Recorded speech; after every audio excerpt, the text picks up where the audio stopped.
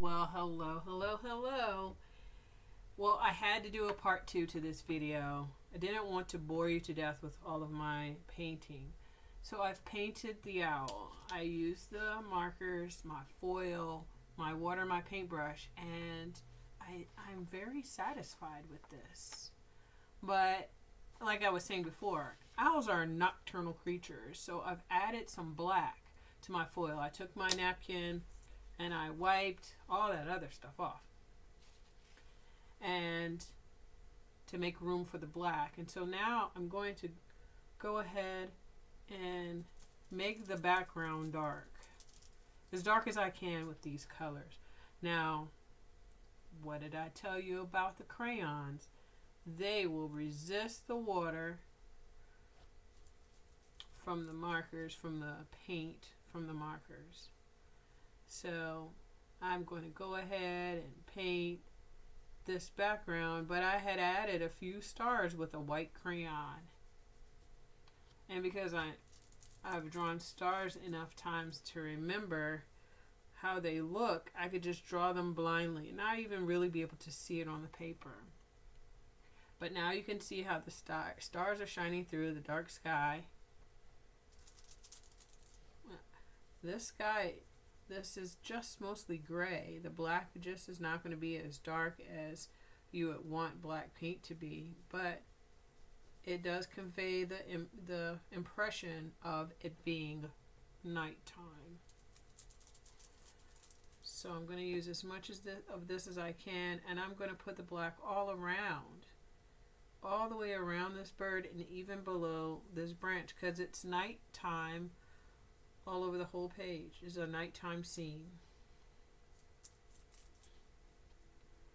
And as you paint, take your time to go around. You don't want to ruin what you had originally painted the first time.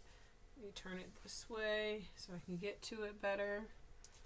I notice over here there's some black that is pooling in that curved part of the paper. The paper is starting to puckle a little, because this isn't the best paper. This is just like copy paper, but that's okay.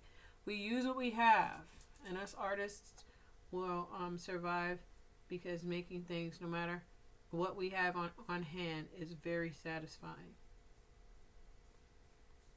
So we'll do it on anything. When I was a child, I would save the shopping bags from grocery shopping, because we didn't use a lot of plastic. Everything was a brown paper bag. And for me, that was almost like coloring on poster board, because it was heavy. It was a heavier, thicker weight. And I could paint on it, and I could color on it, I could use markers on it, and it would hold up. It used to make my mother laugh, all the things that I would find just to make art with. But when it's in you to create, and that feeling is inside of you, you just have to get it out. No, by any means necessary. So I'm going to go back over the stars and add a little bit more black from the foil. And wow, I'm just really pleased with this. I'm so pleased with this. So I had to do a part two, because I just needed you guys to see this.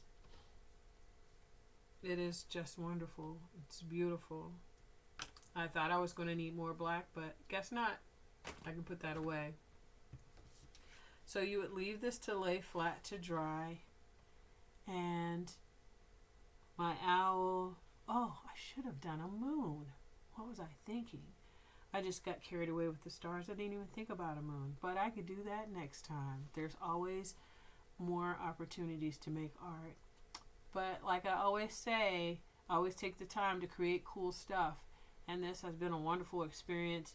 And it makes me really happy to know that even if you don't have paints at home, you can make some with just a piece of foil and a little cup of water and some of your water-based markers that you have on hand that you've used for other projects.